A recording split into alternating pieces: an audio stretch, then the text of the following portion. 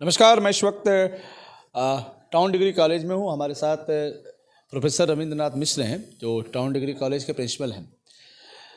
आज का जो विषय था, पत्रकारों के सामने एक नया प्लान, क्या प्लान है, उस पर बात करते हैं कि आज की जो प्रेस वार्ता थी उसकी विषय क्या था। सर, आज जो आपने प्रेस वार्ता बुलाया था, पत्रकार साथियों से जो आपने वार्ता किया, विषय क्या था? कल हमारे यहाँ नैक का निरीक्षण होना है। कॉलेज में नैक संस्था के द्वारा 3 सदस्यीय टीम आ रही है जो 8 नवंबर और 9 नवंबर को 12 घंटे लगभग रह करके 9 से 6 प्रातः 9 बजे से 6 बजे तक जांच करेंगे हमारे सारे डॉक्यूमेंट्स का, हमारे पठन पाठन का, हमारी नियुक्ति का, हमारी योग्यताओं का, हमारे एक्स्ट्रा को करिकुलर एक्टिविटीज़ का, वो सब का निरीक्षण है। तो उसी की जानकारी के लिए आज प्रेस वार्ता थी। ये जो 3 सदस्यीय जो टीम आ रही है, कहाँ से आ रही है, कौन कौन लोग आ रहे हैं? ये केंद्रीय सरकार की एक संस्था है नैक, जो ये राष्ट्रीय स्तर पर उच्च शिक्षण संस्थाओं का मूल्यांकन करती है। उसका नाम ही है राष्ट्रीय मूल्यांकन एवं प्रत्यायन परिषद, national assessment and accreditation council, वो नैक है, NAAC।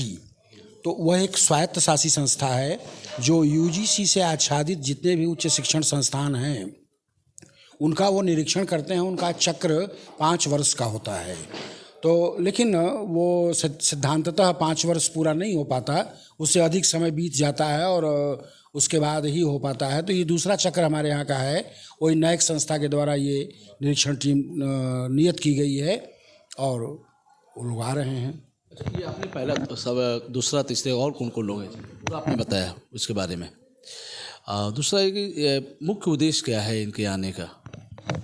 मैं इनको इनवाइट कर रहा हूँ। नैक जो संस्था है उसका ये कहना है, या भारत सरकार और उत्तर प्रदेश सरकार का ये कहना है कि जो आप गतिविधि अपनाते हो उसकी जांच कराओ।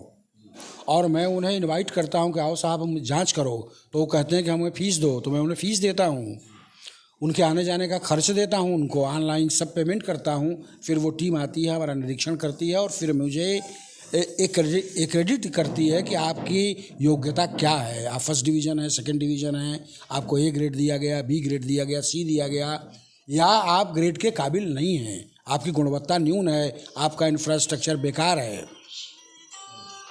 तो अभी आपके समझ में जो आप प्रिंसिपल हैं, आपको क्या लग रहा है, विद्यालय में कुछ कमी दिख रही है आपको? देखिए, कमी तो हमेशा रहती है। अब एक कमी तो हमारे सामने सबसे बड़ी कमी है कि हमारे छात्र की उपस्थिति कम हो गई है।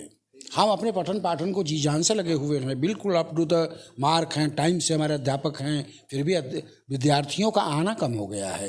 ये जो कोचिंग कल्चर डेवलप हो गया है, विद्यार्थी नाम तो मेरे यहाँ लिखाता है लेकिन वो सोचता है कि कोचिंग से हमारी पढ़ाई पूरी हो जा रही है तो हम कॉलेज क्यों जाएँ। सरकार जो खर्च कर रही है शिक्षकों पे, फिर उसका क्या होगा? अब देखिए, उसका तो बेनिफिट ये मिलेगा कि लड़के पास होंगे, डिग्री पाएंगे, अच्छा पाएंगे, नकल होती नहीं है। अब विश्वविद्यालय स्तर की परीक्षाओं में नकल एकदम नहीं रह गई है पूरे उत्तर प्रदेश में। अब भारत की स्थिति भी ऐसी लगभग यही है, तो उसका तो लाभ मिल ही रहा है। तो वो लड़के भले कोचिंग से अपनी तैयारी करते हैं लेकिन नाम तो मेरे यहाँ है और मेरे यहाँ पढ़ना है। लेकिन जो बहुतायत संख्या थी, एक समय था जब हम लोग पढ़ते थे कि 100% हम लोगों की हाजिरी होती थी, लेकिन आज वो चीज़ हमें देखने को नहीं मिल रही है। ये एक प्रॉब्लम है हमारे सामने समाज की। और किसी सब्जेक्ट में शिक्षक की कमी रह गई, बच्चे हैं लेकिन शिक्षक नहीं, आपने मैनेजमेंट कमेटी से उसको लेके कुछ किया है? एक्चुअली हमारे यहाँ नियुक्ति आयोग से हो रही है, उत्तर प्रदेश उच्चतर शिक्षा सेवा आयोग बना हुआ है और उससे प्राचार्य और अध्यापक दोनों की नियुक्ति परमानेंट वहीं से होती है। पहले तदर्थ नियुक्तियां प्रबंध तंत्र द्वारा होती थीं, उसे गवर्नमेंट ने रोक लगा दिया है। फिर मानदेय पर नियुक्ति होने लगी, उस पर भी रोक लग गया। तो अब हम प्रबंध समिति हमारी नियुक्ति नहीं कर पाती। गवर्नमेंट जो रिटायर हो जाता है, गवर्नमेंट समय से हमें अध्यापक आयोग दे नहीं पाता है। इन बिटवीन वो मान्यता हमारे कोर्स की है, विषय की है, तो अब हम मजबूर हैं कि या तो कोर्स ख़त्म करें, और कोर्स ख़त्म करना वो समाज हित में नहीं है, छात्र हित में नहीं है। तो उसको मैनेज करने के लिए फिर प्रबंध समिति अपने रिसोर्सेज से भुगतान पर अध्यापक रखती है और पढ़ाते हैं लोग।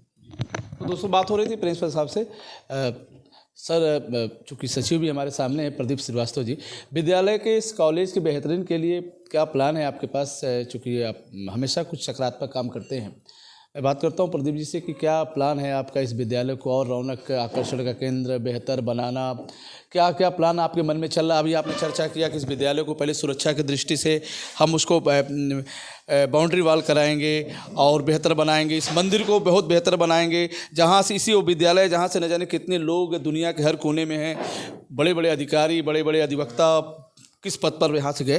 प्रदीप जी, आपने प्रेस के साथियों से कुछ प्लान किया है कि इस विद्यालय को सुरक्षा की दृष्टि से, बच्चों की सुरक्षा की दृष्टि से कुछ बेहतर करने का प्लान चल रहा है आपके मन में? पहले तो जैसे कि आपसे भी वार्ता हुई है, मैं चाह रहा हूँ कि कैंपस जो मैदान है बच्चों का खेलने का, उसकी एक तरफ से बाउंड्री नहीं है, उससे आप लोगों से सहयोग लेकर के पहला काम वो कराऊंगा। और रोजगार पूरक मुझे विषय खोलने की इच्छा है, आप लोग सहयोग लेकर के सब बात करके प्रबंध समिति से उस तरह की शिक्षा की व्यवस्था मान्यता लेके कक्षा चलाएंगे, यही हमारी प्रयास है। अब विद्यालय को चाहूँगा कि अच्छी स्थिति में रहे, फिर वही पुरानी स्थिति आए। हम लोग हम भी यहीं से पढ़े हैं, इसी तरह अच्छी उज्जवल भविष्य के काम करूँगा। अभी मेरी प्रिंसिपल साहब से बात हो रही थी, उन्होंने कहा कि बच्चों की उपस्थिति थोड़ा कम दिख रही है, तो उन बच्चों के लिए क्या संदेश है? चूँकि सचिव हैं, उन बच्चों के लिए क्या संदेश है जो समय से विद्यालय आए? मैं तो यही कहूँगा विद्यार्थी गण से कि आप लोग आइए, इतना बड़ा विद्यालय बना है, यहाँ से एक लोग आगे निकले हैं पढ़ करके। आप लोग भी समय से क्लास कीजिए, शिक्षा लीजिए, यहाँ के टीचर बहुत ही अच्छे हैं हमारे विद्यालय में, उसका लाभ लीजिए। आप लोग समय से आए, कॉलेज में आएँ, पढ़ें। पहले बहुत से शिकायतें आती थी कि कुछ अराजक तत्व भी विद्यालय में चले आते हैं, पठन पाठन में दिक्कत पैदा करते हैं, शिक्षकों के साथ बदतमीजी करते हैं। क्या ये दूर हो गया कि भी चल रहा है? ये तो ऐसा चीज़ है ना कि जब ये चीज़ रहता है तो रहता है, लेकिन अब काफ़ी समस्याएं दूर हैं। अब पढ़ाई के माहौल है, सबको समझ में भी आ गया कि पढ़ना ज़रूरी है, अब यही उचित व्यवस्था है। तो दोस्तों, हमारी बात हो रही थी प्रदीप श्रीवास्तव जी जो सचिव हैं इस प्रबंध कमेटी के। फिर हम आपसे जुड़ेंगे। नमस्कार।